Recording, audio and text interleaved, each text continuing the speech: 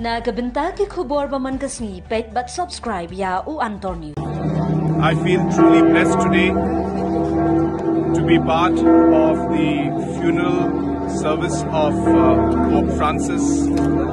I had the opportunity to meet him a couple of years back, and today to be part of the funeral service is very solemn, and I truly feel very, very blessed.